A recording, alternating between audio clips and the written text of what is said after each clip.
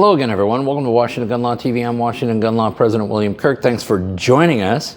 Coming to you from Washington's premier indoor shooting facility. Of course, that's Security Gun Club right here in Woodinville, Washington. And when I was downstairs hanging out with all the folks, they have these initiatives here that you can sign. And I do encourage all of you to sign these initiatives. I'll go over them here in a minute. But it got my wheels turning because I was just here to shoot another video, and then all of a sudden my head just started spinning, got in front of the camera. I'm going to do something a little different here. But we're going to try to keep it down the middle, because what we'll do is we'll pose everything to you in the form of a question, I guess, rather than just ranting and raving. But having an opportunity to take a look at what's being attempted to be put on the ballot, and then understanding why do we even need to put this stuff on the ballot, has me really thinking. And so I'm going to ask all of you this question as well. So today, let's spend a few minutes, let's talk about these initiatives, and then let's ask ourselves, is Washington too far gone to save? Okay, America, but predominantly this is going to be for the hometown crowd. We're not really going to talk about Second Amendment issues. The Washington State Legislature will give us plenty of that in the next couple of months, I'm sure. What we are going to talk to you about are three initiatives, all sponsored by the good folks over at Let's Go Washington. We're going to link all of it up down below because, yes, I am a huge proponent of all three of these initiatives. I'm a huge proponent of the initiative process in general, which is, of course, why the Democrats have been working feverishly to get rid of it. Let's talk about three initiatives. And again, if you want to come by Security Gun Club and sign the forms here, you may do so. All you need to do is be a registered voter. Okay, now let's talk about Initiative 1, or what they're calling IL 26-001, entitled Strengthen Communication Between Parents and Schools. Oh yeah, the Parental Bill of Rights. And you're sitting there going, well, wait a second. Didn't we already pass that initiative? Yeah, you did. You did. You totally passed it. And then the legislature got back into Olympia and literally passed laws to undo everything that the voters in the state of Washington had demanded.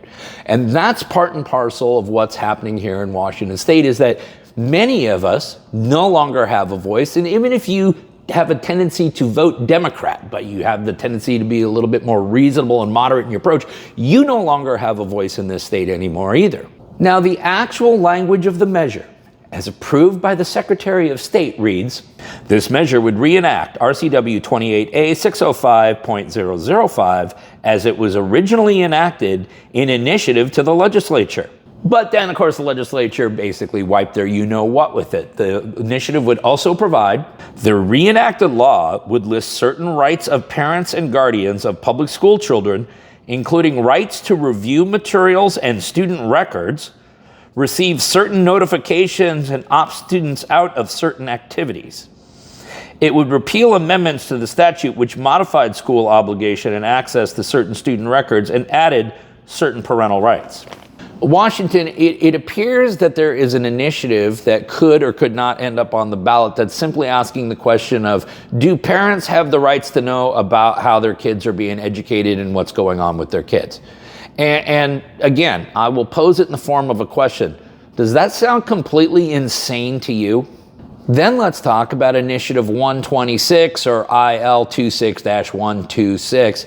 This is an initiative which, if passed by the voters and enacted into law, would require proof of American citizenship to vote. And you sit there and you go, oh, wait a second. Aren't only American citizens allowed to vote? Well, legally speaking, yes, but practically speaking, no. As we know, that is not the way it works. Certainly, it's not the way it works in states that have absolutely no voter ID requirement.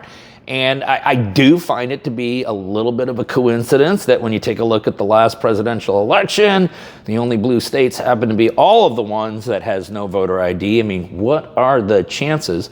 Now, this initiative, if enacted into law by the voters of the state of Washington, would provide, this measure would require voter registration applicants to have an enhanced driver's license or enhanced identicard, or alternatively, to demonstrate proof of U.S. citizenship in person at their county auditor's office by providing certain types of documentary evidence as specified by the measure. The measure imposes the same requirements on existing voters and would require cancellation of registration for voters who have not met those requirements in 14 days prior to the 2027 general election. So yeah, if you don't have an enhanced driver's license, this would create an obligation on a lot of other people, but that's not really the intent of the legislation here, is it? No. The intent of the legislation is that we have games being played in the Washington state election system as we do in several other states. And the mere fact that there is actually political opposition to a law that would just basically mandate what the law actually already says, which is you have to be an American citizen in order to vote in an American election, raises yet another question, which is, does that sound completely crazy to you, Washington?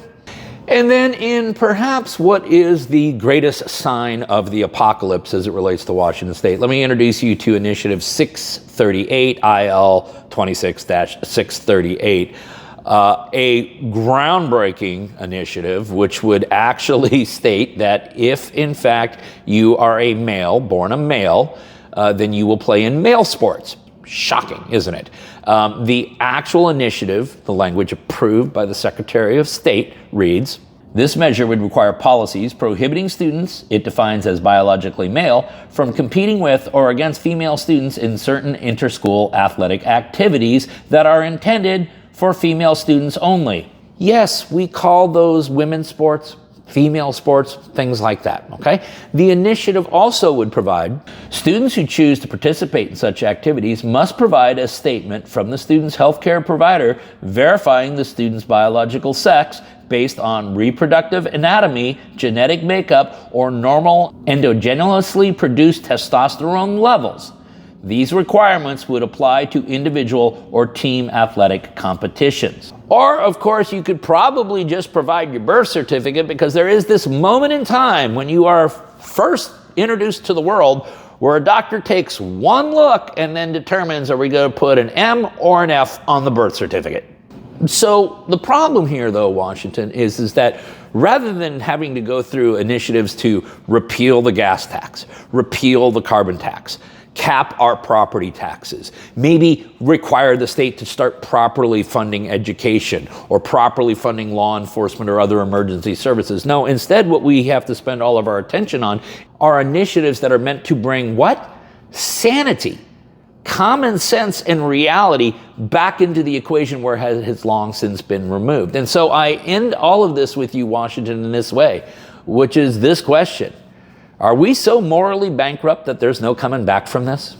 And now you know one day why you may just turn on YouTube and find that the channel's called Idaho Gun Law or Montana Gun Law or something like that. Listen, we're going to go ahead and link up everything from Let's Go Washington down below, Brian Haywood's group. Awesome people over there. We're going to link up all of the initiatives down below. You can order your own signature pages if you want. You can come by Security Gun Club and sign all 3 of them. In the meantime, if you got any other questions about this or the stuff we normally talk about here at Washington Gun Law, you should know how to get a hold of us. But if you don't, that's okay. That's down in the description box. If you got an idea for a video we should be doing around here, you click on that link and you tell us all about it. If you want to subscribe to the monthly newsletter, there's a link in the description box on how to do that. And then finally, and most importantly, let's everybody remember that part of being the lawful and responsible gun owner, like we talk about all the time here, is to know what the law is in every situation and how it applies to you in any instance that you may find yourself.